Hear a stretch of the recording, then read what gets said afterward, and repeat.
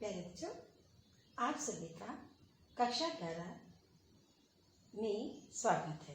आज मैं आपको हिंदी विषय के अंतर्गत आरोह गद्य खंड की ओर से पाठ भारत माता पाठ पढ़ाऊंगी, जिसके लेखक है पंडित जवाहरलाल नेहरू।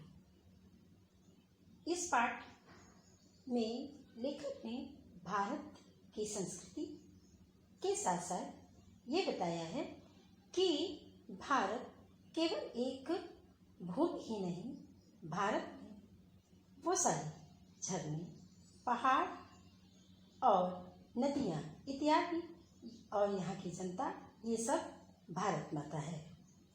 तो आइए पढ़ते हैं भारत माता।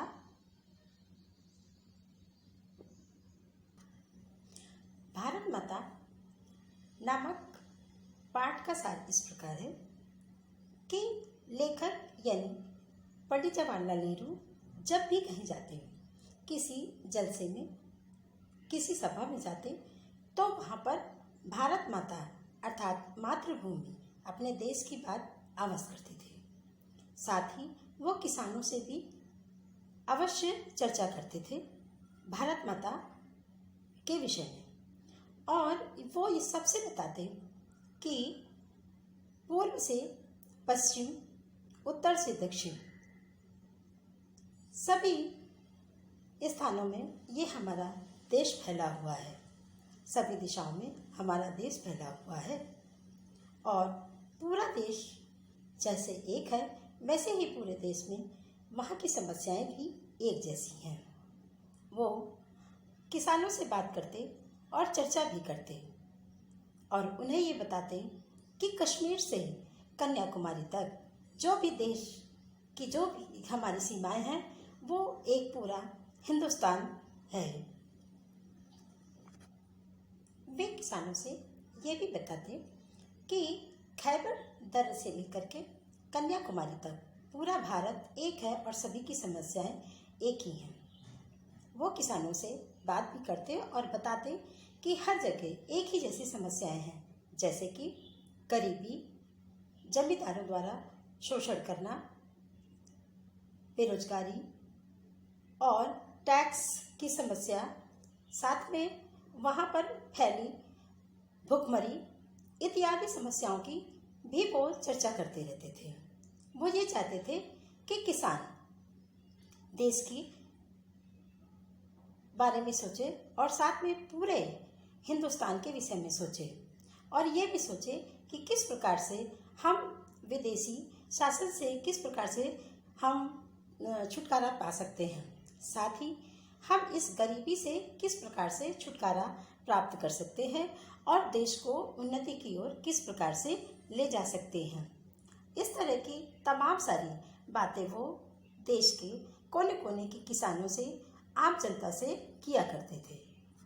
वो जब भी किसी भी जलसे पे जाते या फिर किसी सभा में जाते, तो उनसे विदेशी शासन से किस प्रकार से छुटकारा प्राप्त किया जाता, इस प्रकार की भी बातें करते थे। वे विदेशों की भी बातें करते। वे बताते कि पश्चिमी एशिया अर्थात चीन, फ्रांस, स्पेन, इस तरह के देशों में किस प्रकार से आपसी संघर्ष चल रहा है, इसकी भी चर्चा करते रहते थे।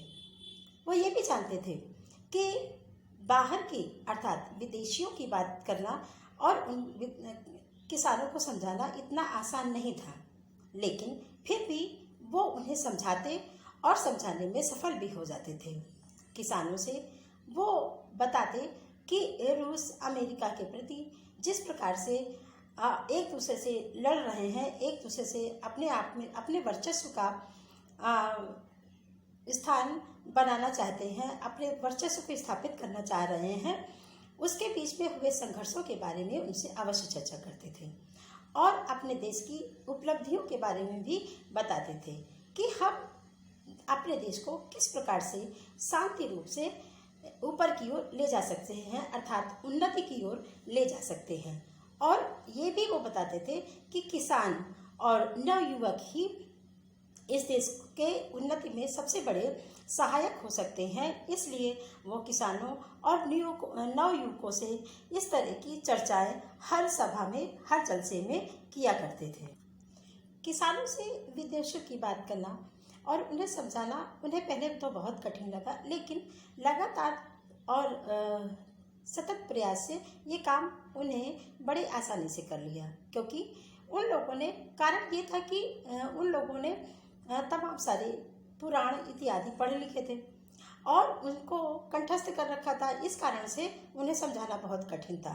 लेकिन उनमें से बहुत सारे ऐसे सिपाही भी थे जिन्होंने भारत में आर्थिक मंदी में अपने देश में हुई लड़ाइयों में हिस्सेदारी करी थी। इस कारण से कुछ लोग विदेशों के बारे में जानते भी थे और साथ ही सब कुछ न कुछ खबर, और हमारे यहाँ विदेशी जब शासन चला उस दौरान भी बहुत सारे देशों के विषय में किसानों ने उनके बारे में सुन रखा था।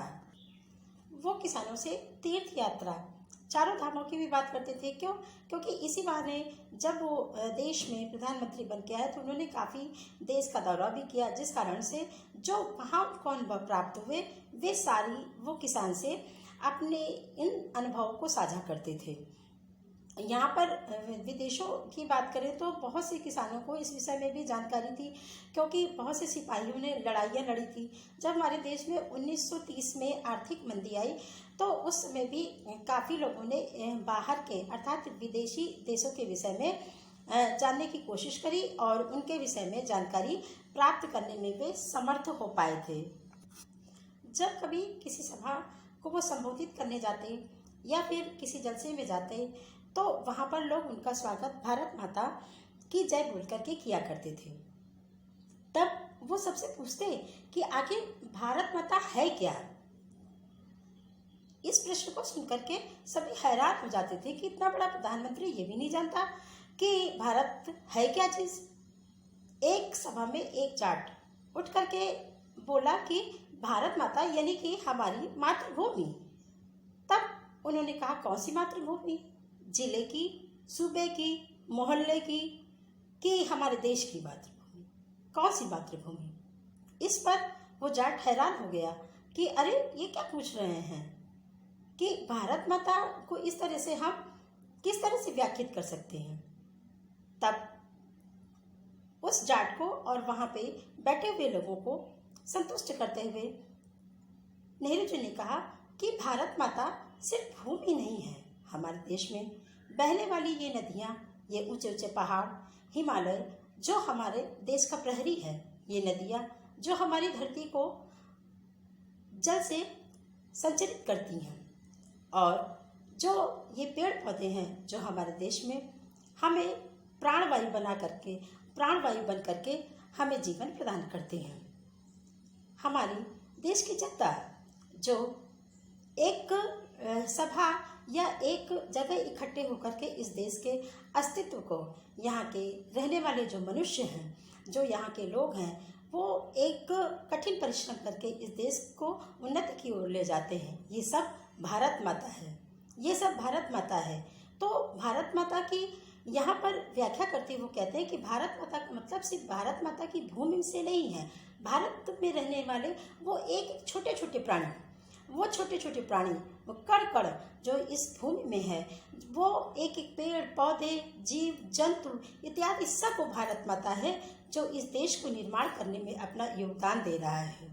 इस तरह से भारत माता शब्द को जब वो व्याख्यात करते थे तो लोग उनके उत्तर को सुन करके आश्चर्य में पड़ जाते थे कि भारत माता शब्द को किस तरह से व्याख्यात करने वाले ये महान पंडित जी अर्थात जो हमारे देश के प्रथम प्रधानमंत्री हुए, वो असल में भारत की सही व्याख्या को किस प्रकार से आम जनता तक पहुंचाते थे और उस संदेश को किस प्रकार तक आम जनता तक ले जाते थे, और उसमें यही नहीं और उसमें सफलता भी प्राप्त करते थे।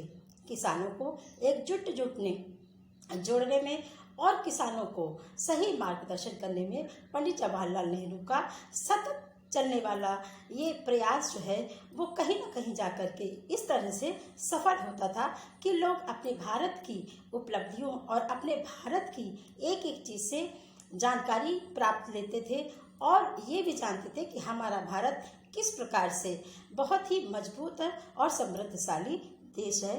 धन्यवाद।